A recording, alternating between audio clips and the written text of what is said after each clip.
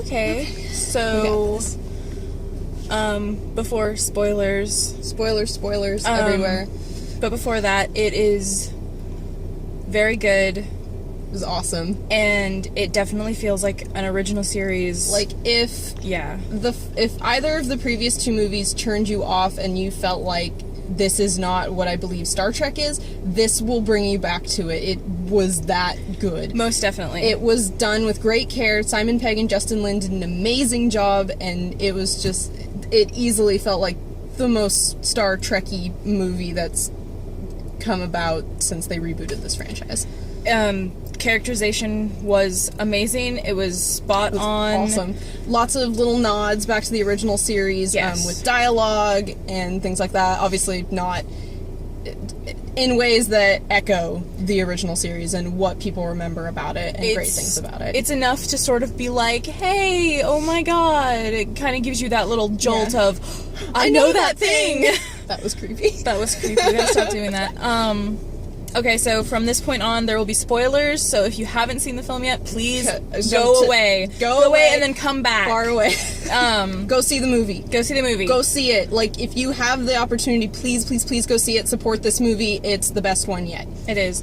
Now we're gonna go into spoiler territory. Okay, I thought the opening was amazing. It was hilarious and wonderful. Its pacing was really good. It started out with a joke that got everybody laughing, and then it was it jumped right into a situation. Yeah. Instead of taking a necessary time to set up this thing that's only important for a few It was minutes. just sort of like, okay, this is what Star Trek is, you know, trying to bring people together, trying to stop people from feuding, wars, bring them into the Federation. Bring races together and stopping centuries-long feuds and things like that. Being impartial delegates. And, you know, joke, and then it kind of got into this flow of, it's not exactly upsetting or sad, but it's kind of somber. You kind of get the feel of they've been out here for a long time. You get to take your breath. Yeah, everybody's kind of tired, and you feel that. I gotta say something really quick, though, because I said setting up a thing in the beginning that wasn't all that important. There was a lot of setup and payoff in this movie. Like, something will just be thrown out, and you think, oh, that's never going to come back. Like, down to, I'm sorry if I get this wrong, Keenser, having a cold, comes back around and is useful an hour later in the film, because nothing is wasted. Yeah, absolutely nothing. They set up all this random stuff, like even J-Lot, who's an amazing new character. I really hope she comes back in later movies, because she was great.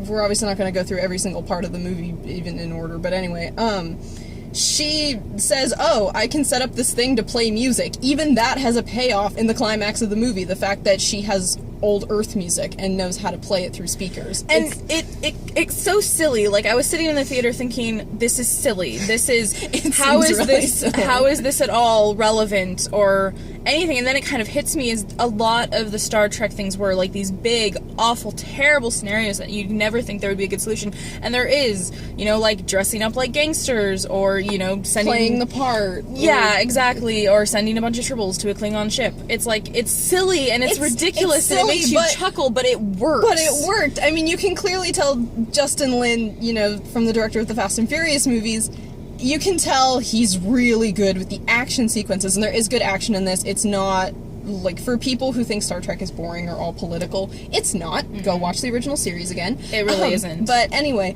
you can tell Justin Lin knows what he's doing with the action sequences, and he knows how to make them fun. It's not all this dour, like, yes, people's lives are at stake, but you're like, wee! Yeah, it's... We're having a fun time defeating the enemy. I will say this.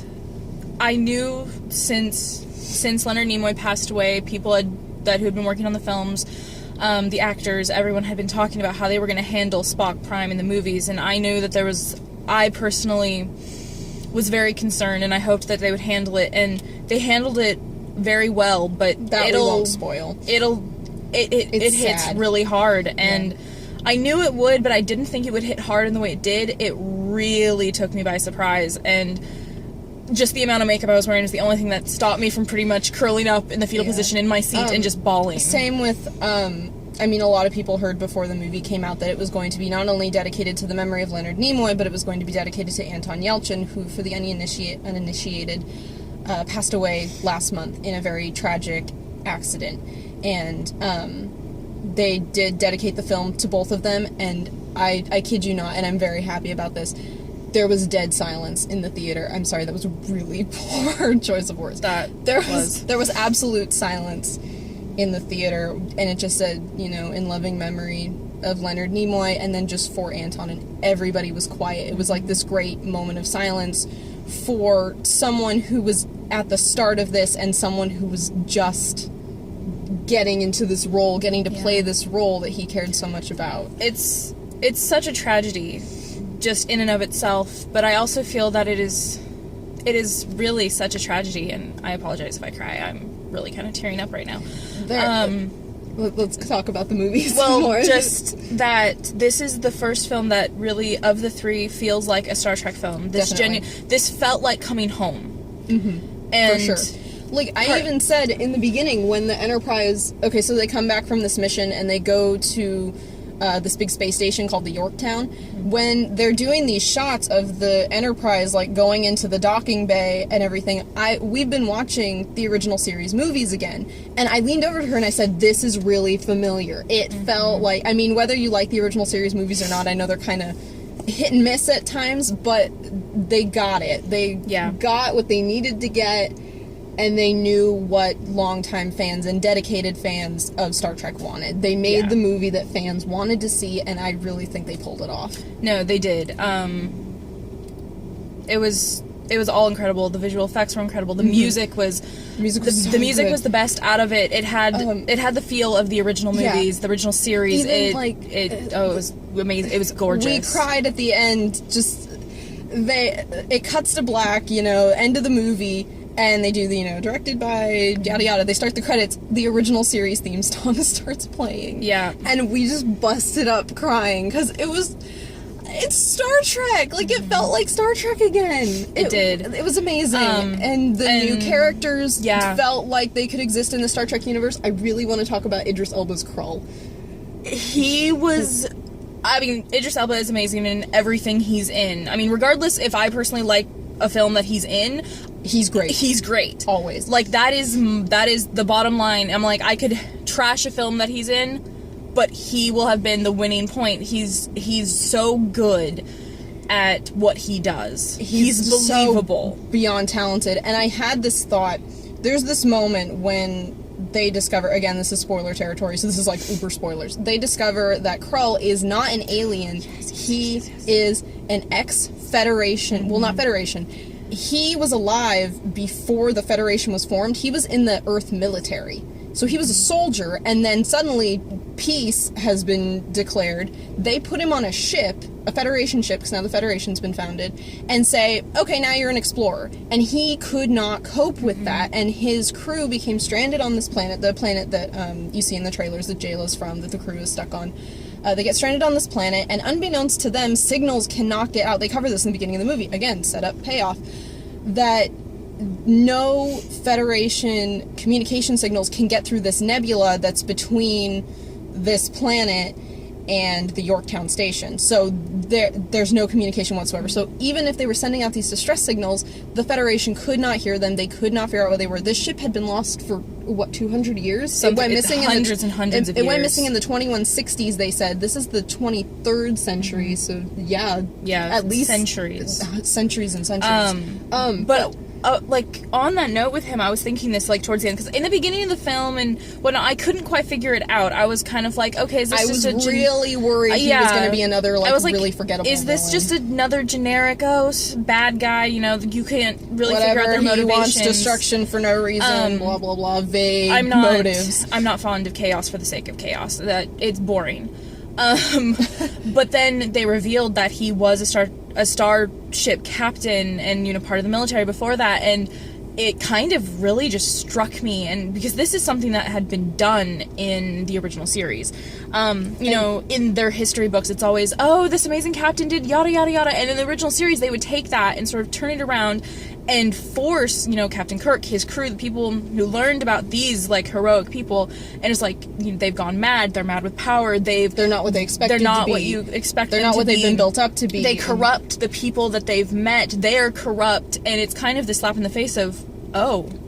And I was gonna mention this, it hit me, again, when they were revealing who this man was, and he turns to Kirk, because Kirk is pleading with him, saying, you won the war. It's over. You don't have to be this anymore. Krull was convinced that humanity needed to return to the struggle of constant war and that we would find unity through that. It'd make us stronger. And Kirk was arguing that, no, we already have that unity. We have unity in peace and, you know, in all this. Anyway, and it hit me, he's Shakespearean.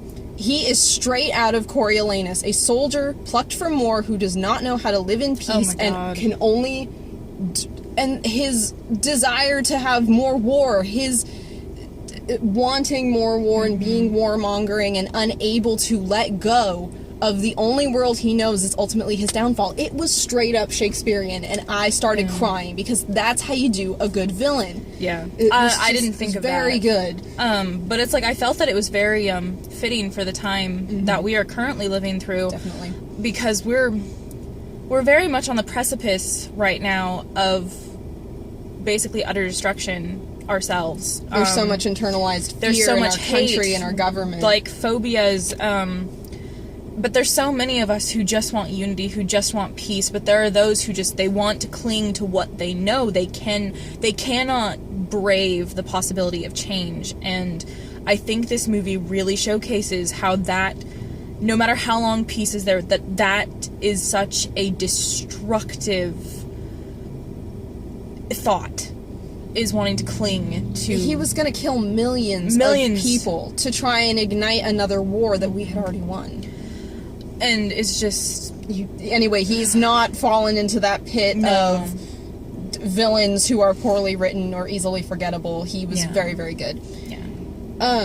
I know another thing that was really hyped up, and rightfully so, in this movie, is that Sulu has a husband and a kid. And I read an early, obviously there was an embargo on reviews before the movie came out, but I did hear on Twitter, a movie reviewer said, I cannot say specifics, but it is good representation. It is casual acceptance and representation, and it truly was. All they said was, here's Sulu. There was a really good shot at one point after they introduced his husband and their daughter, who their daughter's adorable. Yeah, whoever that was, she was adorable. Child. There's a really good shot. It's in a really intense moment, but Sulu is trying to engage the warp drive.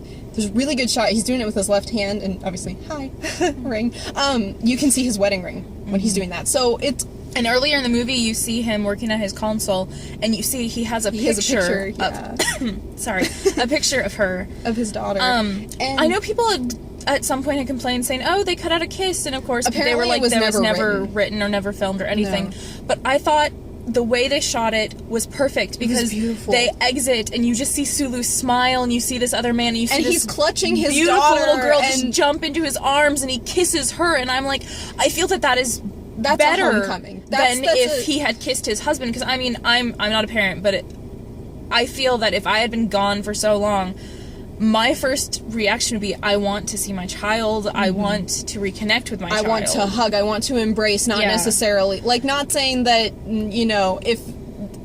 They're saying it was never written. There was an idea that they were like, maybe, and then John Cho, they collaborated with John Cho, and he said, when I come home, it's all about the hugging, and it's about the kids, because the kids' reaction is more immediate. And I'm like, acting more as a secure family unit that has existed for, however many years they've been engaged, or married, sorry.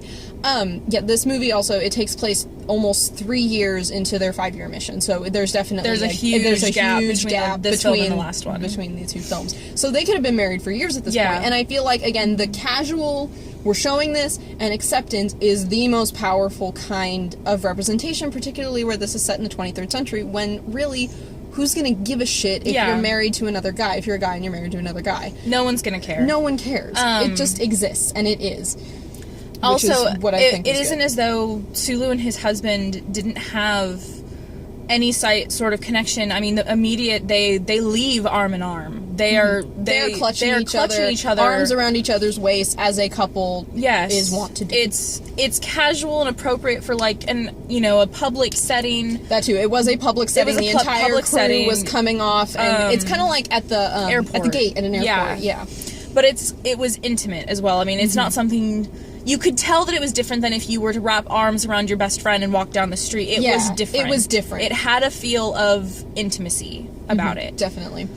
Can I talk about characters that got sidelined in the other two movies, including McCoy and Uhura, and even Scotty? Like, everybody got lots more screen time. I was surprised at how much Uhura was in the movie. Like, there were whole points where she was running the show, basically. She was the one talking to Krull, and basically he was the one taunting her, like, specifically. Like, he singled her out because she wound up, they had to disconnect the saucer, the dish, from the rest of the ship, and Uhura sacrificed herself to save... She didn't know who else was still left on there, but she knew Kirk was still on there, so she sacrificed herself with the captain. She was stuck in this little tiny section thing. Well, not little tiny, but, compared to the dish, it's comparative, tiny. With Krull, so he kind of singled her out, but she was in this movie a lot. Yes. McCoy was in this movie a lot, and his writing was much better. He was not just one-liners and just there to be the doctor. He was McCoy. He was Bones. He even got a, damn it, Jim, I'm a doctor, not a... We don't know what he said. I think he was gonna say... That's not like thing. Yeah, exactly. Maybe pilot. Also, personal note, I just have to say this, and of course, there's absolutely no hate to anyone else's opinion. I'm definitely an open-minded, supportive Trekkie. As we all should be. I feel very much... This movie sort of confirmed at one point Spock and Uhura had broken up, relatively recently. Yeah. And even though at the end of the movie it's not really stated if they're back together or not. No, but they're on good terms. They're on good terms. It's not like they hate each other. And I'm really hoping that they do not get back together. But I don't want it to be awkward. I want them to still spend time together. I want them to collaborate together. Because in the show, they're such close friends. They're such close friends. Like, I mean, technically it's not episode 1, but episode 1 is how it's usually played on DVDs and on Netflix. It's very much, why don't basically, why don't you flirt with me kind of thing. And he turns her down in his, Spockian way. But she accepts it, and they're friends. They sing together. They play together. All of these things, They support each other. They love each other. And I want that. Yeah. And I will say this, because I knew that you were going to bring that up. Yeah. Zoe Saldana said in a recent interview, because I guess there was a clip released of when Uhura tries to return the necklace in the beginning when they're getting off the ship at Yorktown. That clip was released, and it was basically confirmed, they broke up. Something happened. They didn't say why, but they said they broke up. Zoe Saldana said in an interview, and I'm paraphrasing because I read it in passing, I didn't want any spoilers for the movie at all, but she basically said, I don't want them to get back together. I want to focus on Uhura as her own person in her own story, not necessarily as people viewing her being sidelined as a love interest. Even though she didn't quite come across that way in the other movies, but I totally get what she means, and she was very much not a love interest in this. She was, in her words, kicking ass and taking names. Like, she was Which amazing. is exactly how it should be, because... They're all trained to fight. Even if you're a communications officer. I liked that there wasn't really any love interest. It was just camaraderie. It was camaraderie. It was... Although, admittedly, there was a lot of gay overtones with Kirk and Spock. Oh, man. There was so much spark. It was beautiful. Oh, it made me so happy. Like, there was that in, of course, the other two films. I mean, the first film, of course, was kind of forced. Oh, man. But this was... Like, every other scene where Kirk and Spock were together, he was going, Spock, what would I do without you? Spock, I need you. Blah, blah, blah. Heart eyes, basically. Heart eyes. But this felt the way it did in the original series, in the original movies. This felt very genuine. Especially because Spock finding out that, I won't spoil it, but anyway, something happened with Ambassador Spock, and of course, it's revealed that he said he broke up with Uhura because he felt he had a duty to his people since Vulcan had been destroyed, and as Bones put it, you should be off making little Vulcans. Which is kind of understandable. That's a Spock thing to do, to be like, well, there's not many of us logical. left. Anyway... He tells Bones, he and Bones are stranded alone together for a good portion of the first half of the movie. Buddies. Which their dynamic is amazing, and I love it. Shippers of them will be very happy. We don't personally ship it, but shippers of them will be very, very happy. There was lots of touching. Yeah. Lots of face touching. Yeah. Like, just like this. Anyway, that he wants to leave Starfleet and continue Ambassador Spock's work and go along with that. And Bones is aghast. He's just like, you're leaving Starfleet? What did Jim say? And Spock is almost choked. I mean, he got impaled with this thing. He's a wee bit injured. He was kind of injured, and Bones did not have proper medical equipment, so he had to, do what he could. Anyway, and he says, what did Jim say about that? And Spock, kind of choked up, says, I could not find the time to tell him. I mean, granted, things happened kind of quickly, but all the dynamics were just so much better. It didn't feel like they were worrying so much about, if there was romantic tension or if there should be, they just wrote characters. Yeah. I was kind of concerned in the trailers because there was a lot of clips of the new character Jayla and Scotty together, and I was a little concerned that they might have tried to write in some romance there, and it was not. It was not camaraderie and, you know how to do this thing, I know how to do this thing, we need to survive, also, and find my crew. This probably isn't really relevant in the 23rd century. She seemed a little too young for him. A little bit. I don't know how old she was, but she came across as a 20-something, and I think Scotty at this point is in his 40s, maybe. Something like that. I don't know how old Simon Pegg is. Yeah, but that may not be an issue. Also, it's different species age differently, but that would have been kind of weird. I got more of a familial interaction. And as far as there. Scotty goes, yes, I do ship him with people, but I'm just like, can he just love and marry the Enterprise, please? That's his baby. That's his baby. And you'll have to tear that ship out of his cold, dead fingers. I'm sure this had a lot to do with the fact that Simon Pegg co-wrote the movie, but Scotty got some great lines and stuff. He got a lot of the comedy, and I mean, Simon Pegg is a great comedy writer, so it really showed that they took great care in crafting this movie and making it funny but exciting and dramatic, but not so over the top that you're like, this isn't Star Trek. Yeah, it didn't feel like an action film. There was action. There was definitely action. There was a lot going on. There was a lot of action. In the trailers, you see there's all these little tiny ships, and they come and they completely tear apart the Enterprise. There was a considerable amount of exploding going on. A lot of explosions. Crashing. Yeah. Lots of crashing. But it felt sort of, it felt very Wrath of Khan, Search for Spock. First Contact. What's the sixth film? The Undiscovered Country? Yes. It had a lot of those feels. It felt like a good Star Trek film. And I will say, I believe... hate to any of them. No, not at all. There's just some that are... less fun than others. I believe... I caught sight of the Rotten Tomatoes rating yesterday, so it'll probably be changed now because this is opening night and opening weekend, but I believe this is the highest... if this sways you at all, if you loved First Contact, the Next Generation movies... I believe this is the highest rated Star Trek film since First Contact, and First Contact is considered to be one of the best Star Trek films, so if that sways you at all, too, it's that good. And it really was. I'm gonna talk till I'm hoarse, because it was just so good. The comedy was great.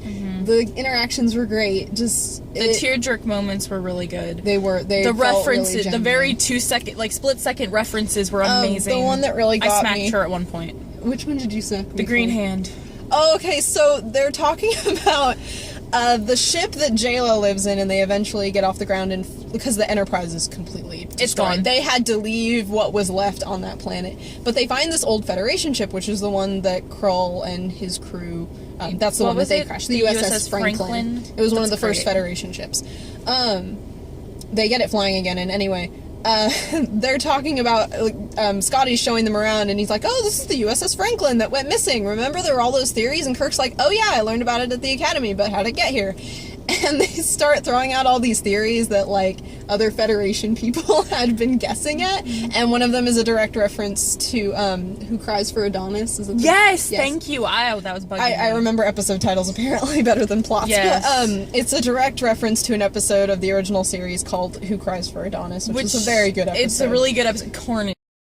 really corny episode, but it's really but funny. They reference the green hand that grabs the Enterprise and, like, threatens to destroy it, and it was beautiful. They actually showed it in the end credits. Yes! Really briefly, you see this green hand, and I was just like, the other one, and this one actually made me cry, of course, because it was Anton, but right at the end, also it's Jim's birthday through all this. Yeah. As if his birthday isn't hard enough to get through now. Yeah. You know, his crew's kidnapped. God, I hope he called his mom. I hope he called his mom, too, because he almost died. They all almost died. Kirk almost died again. Again. I know, I was like, is Kirk gonna die 2 movies in a row? I spent this entire movie going, no, you can't touch any of the crew. Nope. Oh, the original, like the bridge crew. Yeah, the bridge crew. I mean, everyone else is kind of expendable. So, you know, obviously in this universe, Kirk is very not as happy on his birthday as other people would be, and very understandably so. He's angsty. So he kind of just has a drink with Bones, and he tells him, you know, don't blow this up too much. I don't want anyone to make a big deal of it. Then this whole thing happens where, you know, several, like, I don't know how many, but a lot of the crew died. Like, some were, like, sucked out into space, and it was bad. Some were killed on the planet, like, a lot were killed on the ship by the invading forces. Anyway, like, space nightmare you've ever had bad. Really bad. It shouldn't give you nightmares, though. Like, it's not graphic. No, it wasn't graphic at all, but it was troubling, it was disturbing. Yeah. Anyway, the rest of the crew gets together, and they throw Jim a surprise party at the end of the movie. So they're all, like, in this room together on the Yorktown, and, Sulu's husband is there, and, like, it's great. Anyway, and Spock and Uhura kind of had this little moment, and where it's obviously... It was sweet. And where they're obviously like, hey, we can still, you know, we can be adults, we can interact together and still be okay with each other. Anyway, and the camera is panning across the room, and it's following Bones and... or actually, no, Bones is somewhere else. It's following Kirk walking across the room, and Chekhov is talking to this alien woman. I don't know what species she was, but anyway. And he goes, and they have alcohol drinks in their hands. Anyway, and... I think it was whiskey. I think it was scotch. Scotch. It was scotch. Yes. Okay, because he says, and I can't do a Russian accent to save my life, but anyway, he says, did you know scotch was actually invented by a little old woman in Russia? And I burst out crying, because... I cannot say that word tonight. For the uninitiated, again, that's a really common thing in the original series, and everything was invented in Russia. Everything was invented in Russia. The Cheshire Cat was invented in Russia. He said nuclear something. Nuclear vessels. The nuclear vessel. He said that at one point, which was beautiful. Activated. It was great. Like, if... It was, you know, not that... It was everything that it needed to be. It was everything that it needed to be, and the role of Chekhov especially was everything that it needed to be, and it was definitely a great, like... He was Chekhov. He was Chekhov. He was finally Chekhov. He got to assume the role finally, which, you know, in light of recent events, is a very, very good thing, that he got to do this one last movie. And they've also announced, for those who have not heard the news, J.J. Abrams has confirmed they will not be recasting Chekhov, so we don't know yet, because it was so sudden. Obviously we don't expect them to have answers right now, and the movie just came out, so they're, you know, still trying to grieve and at the same time celebrate the 50th anniversary of Star Trek and the release of this great new movie. But he will not be recast. We do not know any other specifics on what they're going to do with the character, if they may just, you know, write him out, or, you know... I personally hope he gets promoted and he's, like, on this other ship, and they're just, like, we're so proud of our baby. Or, like, he went back to the academy to teach or something, and everybody starts talking in Russian accents. Something honorable, basically. Something good. Something that they can be proud of. Yeah. And there was... Everybody got a resolution, too, like, the new characters that stayed with them. Even one of these little aliens that they introduced in the first scene of the movie had a Starfleet shirt on, and we're like... Okay, guess he's going to the academy. Cool. Like, we don't know what race you are. I can't remember their name. I think they mention it. They mention it, one but point. It was great. Yeah. And Jayla gets accepted into Starfleet, so she's this badass young woman who escaped, for all intents and purposes, a prison camp. Pretty much. Watched her father die. She went through all this shit. She was an amazing character, by the way, not just some random character thrown in there. She had a lot of thought put into her, really good writing, really great acting.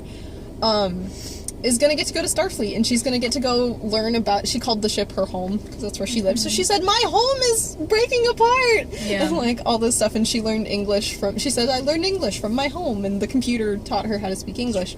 Okay. And, yeah, anyway.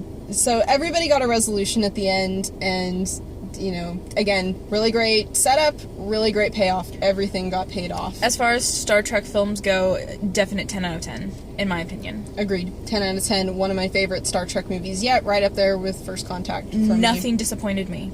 Not at all. I wasn't disappointed at all. Like, even with the doubt, there was no disappointment. Action was great. Writing was great. Music, acting, everything just... Highly recommend. Go see it. And we'll hopefully be back with another Thursday night premiere very soon when we get to go see another one. Yep. In the meantime, let's see if I can do it. Live long and prosper.